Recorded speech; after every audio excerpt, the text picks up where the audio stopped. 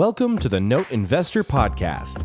We'll guide you through the ups and downs of note investing and teach you all about the nitty-gritty details of the business that other people won't talk about. Your host, Dan Deppen, is a former aerospace engineer and product manager who transitioned away from cubicle life to full-time note investing in 2018. Our website is www.fusionnotes.com, where you can subscribe to this podcast, comment, and find links to other information on note investing. Hi everyone, this is Dan Deppen. Welcome to the Note Investor Podcast. And in today's episode, I'm going to do what I'm just calling kind of a grab bag episode.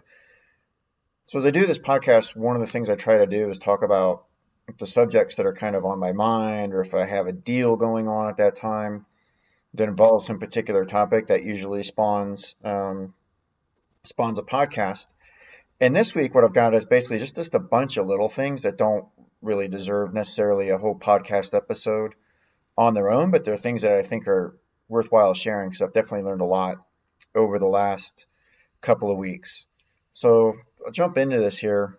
I've got 7 different topics, and I'll try to cover them without rambling on too much. But recently I had something happen that was a first for me, not a first for note investors. I've known several other people that have had this, but for me it was new.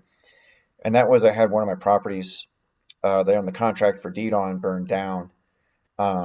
Fortunately, the borrowers were okay. And my understanding from the loan servicer is that they're living with their daughter right now and they actually plan to rebuild. But that's got to be horrible to lose your entire house. I can't really imagine that. For me, it's kind of awkward, but fortunately it created kind of a mini windfall for me, because insurance paid out enough to cover the loan.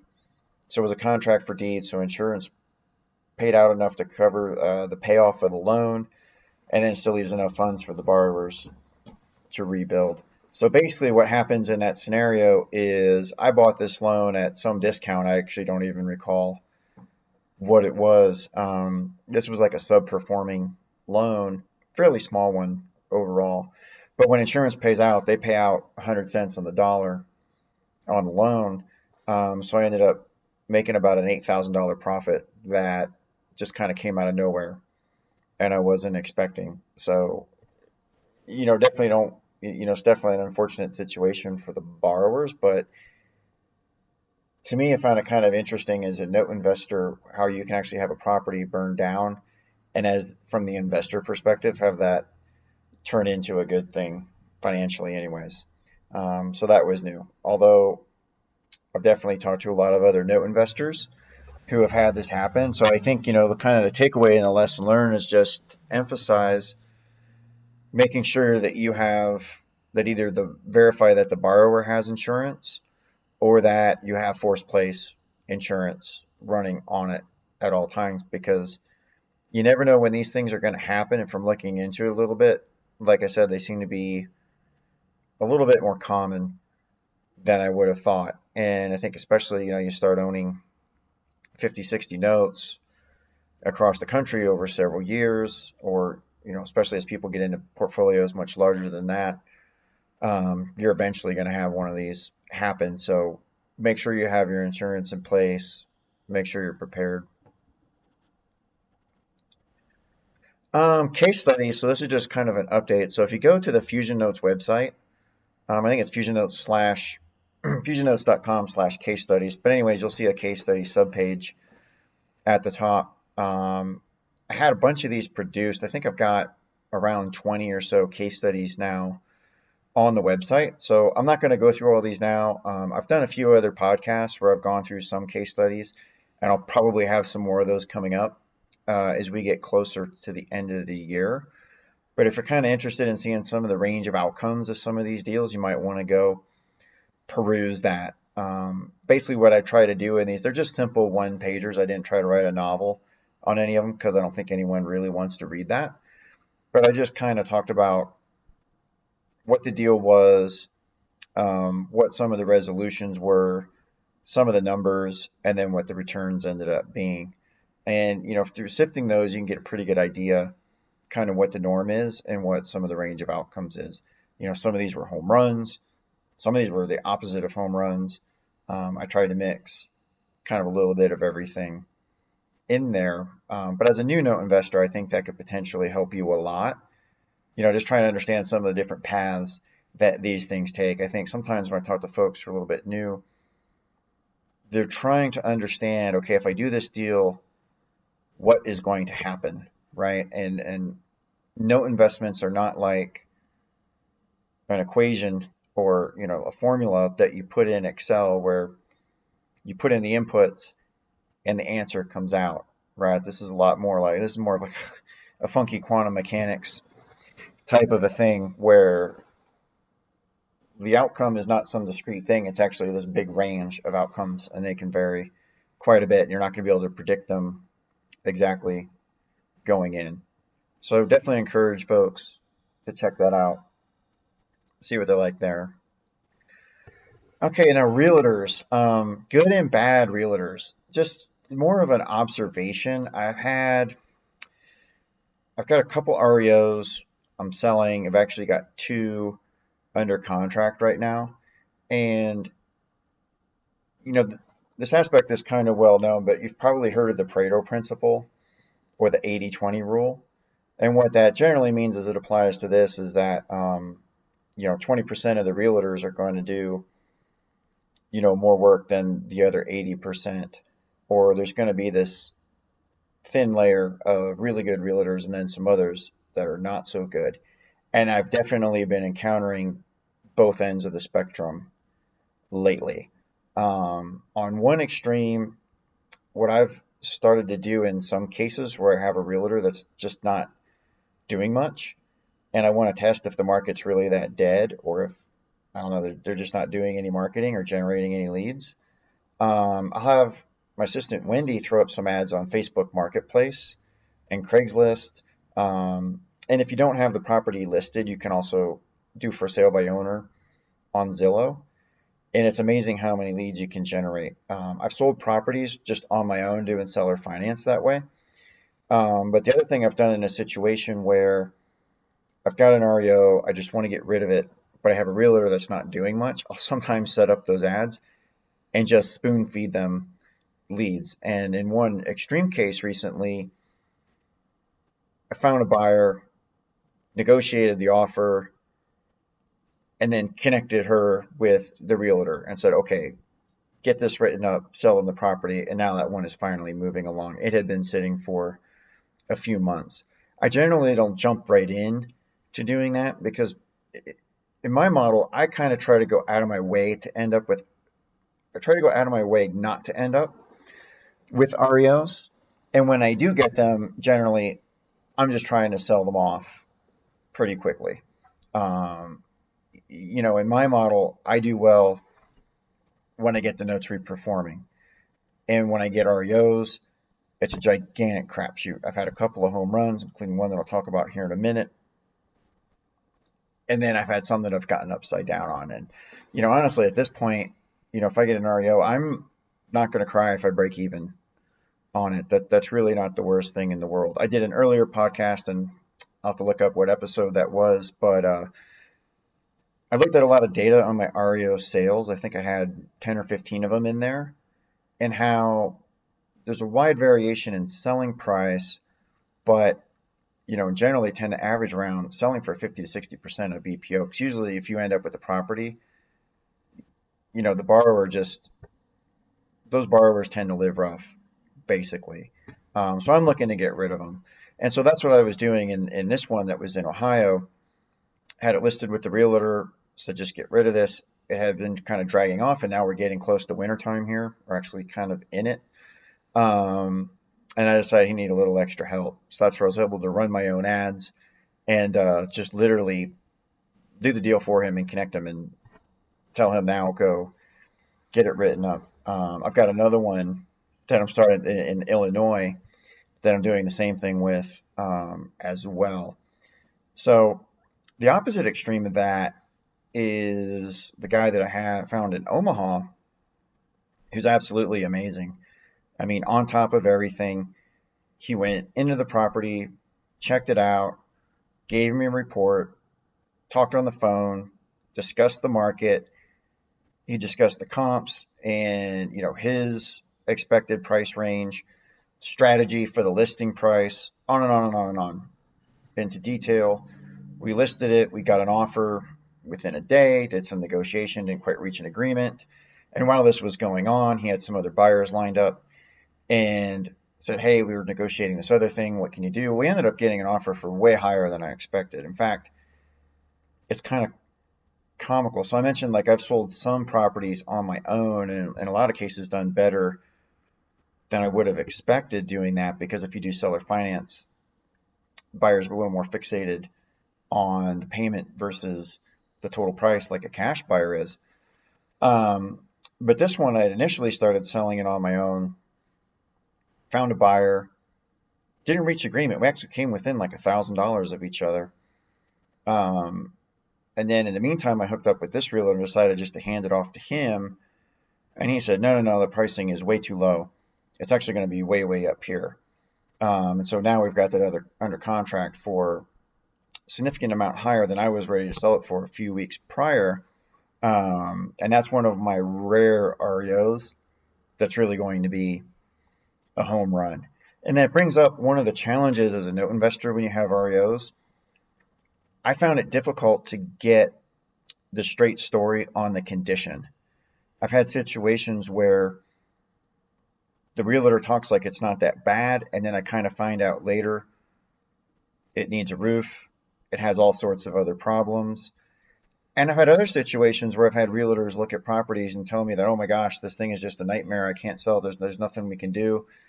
And you find out it's not bad at all. In other cases of when it's been feasible, I've gone out and visited properties myself. But having a good realtor that you trust on the ground is really crucial, because they're going to give you the straight story on the condition, and they're going to get it priced appropriately, and they're going to come up with a strategy to market it and price it to get it sold. So when you have the right realtor, you definitely want to keep them in mind.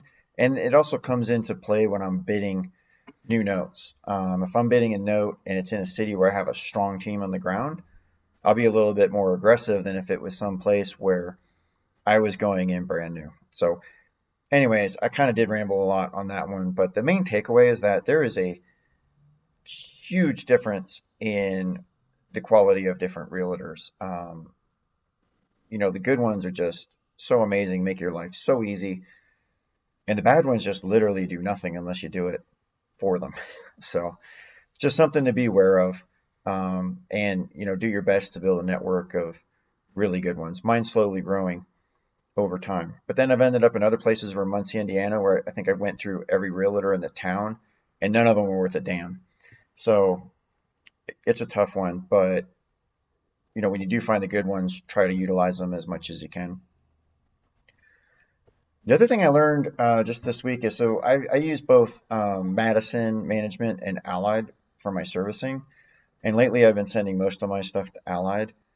And I like them because they're pretty cheap. They're like $18.50 a month. And they'll even do some borrower outreach for that. The rub is, their portal's not that good. The way they do financial reporting is kind of non-existent. But the people are always on top of things. Things don't fall through the cracks like I've had with some other folks that I've worked with. And the price is right. So, I've been using them increasingly, and then it gets better because I found out just this past week that, well, some of it was this week, some of it was a couple weeks ago, but I found out they'll actually do a lot of other stuff that I didn't even know about. So one is they will hold your hard collateral file, and when they get it, they'll actually go through it and they'll verify the chain of title themselves. So it's a good double check to make sure there are no issues.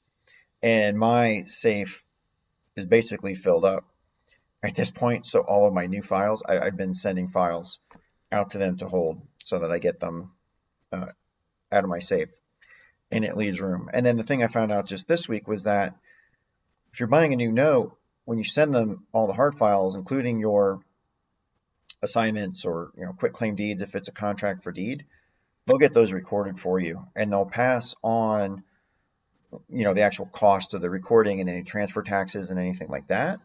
But they actually do that just as part of the service. They don't really charge you extra for that. They're not going to lose stuff. So that was kind of a cool bonus that I just found out about. It's interesting that they don't advertise that stuff more, because I really like them a lot, but and they do a lot of good stuff. But yeah, they don't market what they do that much. All right, number five, and this was me being a bad note seller. So I think it was 2 episodes ago, episode 40.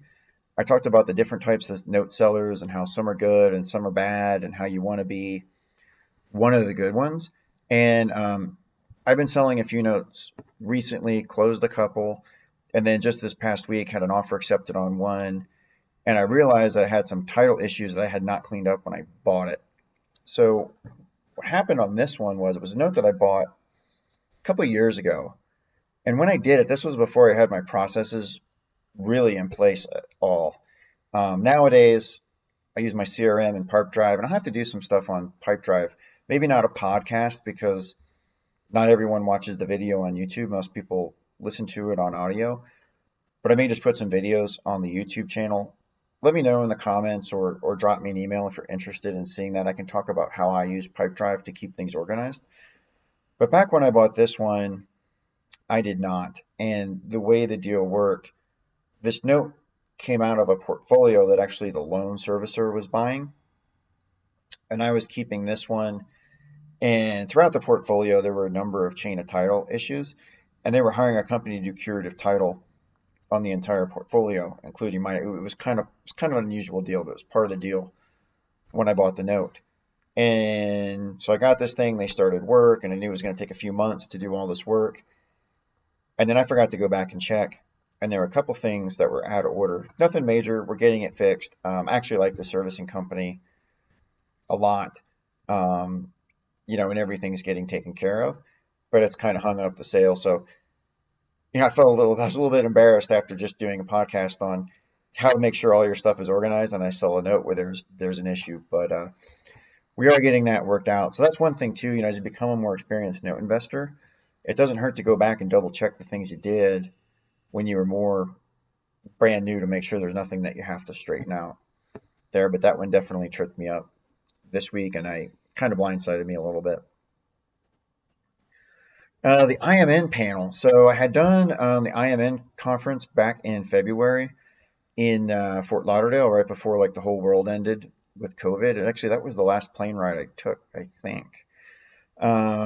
So just this past week, by the time, maybe past 2 weeks, by the time this airs, they did a virtual IMN, and I was asked to be on part of another panel. And this one we were talking about, the subject was supposed to be note workouts, but we kind of wandered all over the place, and there was a lot of really good discussion on COVID. Had Kyle Zimpelman there, who was on the previous podcast here, Jamie Bateman.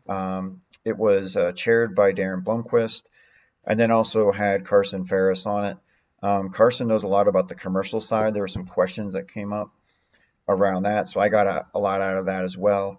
Darren works for auction.com, and something I need to go back in and look at, because I took some notes to check out auction.com as a potential way to sell REOs. That's kind of on my list of things to do. And then Kyle from Expand Capital, who was on the previous podcast. And then Jamie Bateman from Labrador Lending, who I not had on the podcast, but I need to do that here at some point as well. So the panels are always fun. I mean, the main benefit of doing these is you learn a ton, and they're really cool. A lot of high-level people on there asking questions. So definitely enjoy doing that, and check that out if you get the opportunity. And then the other thing, and this was just more of something I kind of knew before, but it came up a couple different points this week. And number 7 here is when foreclosing can be actually a good thing. And this kind of came out of the discussions on deferred principal that I talked about in a somewhat recent episode. So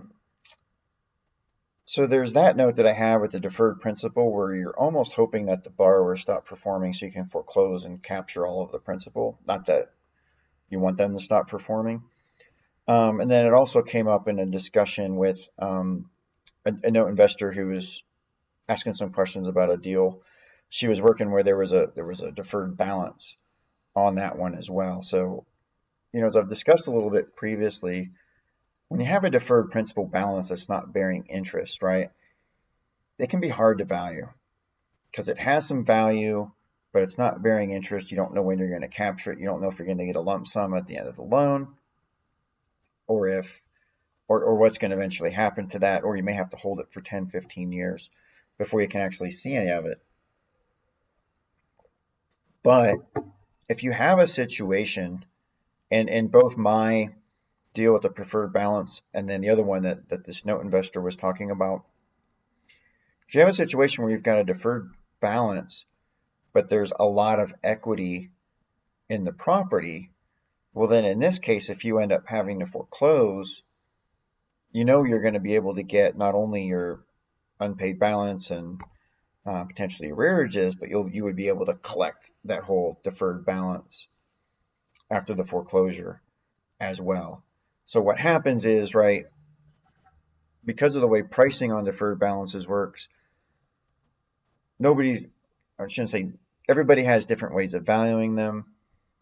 My personal opinion is that most people tend to undervalue a deferred balance. So if you can buy a loan with a deferred balance, you're probably getting a really good deal on that deferred balance portion. And now if the borrower happens to default, you've got this home run because you're scooping all this deferred balance that you didn't really pay that much for. So if you can buy one like that has a good yield based on the interest-bearing principal, you've got this kind of nice optionality sort of built in, right? So it's like a positive stock option. I mean, not in some ways similar to the fire that I was talking about first, right? Where those borrowers were paying. It started as subperforming, they got fully performing. I was collecting a nice high yield, and then there was this insurance payout. So one of the cool things about notes is you can sometimes structure these deals where you're getting a really good return on an ongoing basis, and then you have this potential for some positive windfall down the road. And that can be especially nice in the context if you're holding these things in a retirement account where you're getting that nice yield, so your retirement's growing, and then you have the potential to get some kind of windfall, some kind of lump sum at some point in the future. And then the eighth thing that I forgot to build a slide before, but I thought of it as I was talking about IMN, is that Note Expo is coming up very, very soon. So I'll be sending out, if you're on my newsletter list, a link to Note Expo that gets you a discount that Bob Repass sent me. Note Expo is just like IMN is also going to be virtual, and particularly if you're new, I highly recommend checking that out. The info at Note Expo is kind of a little more intended for beginners. So if you're just getting started, that's pretty good. IMN is great as well. IMN is definitely geared for folks that are more experienced. But be on the lookout for that newsletter. I'll send a link, and I highly recommend you sign up for Note Expo and check that out. The other nice advantage this year is, there's no travel required. The price is lower because they're not renting a conference center.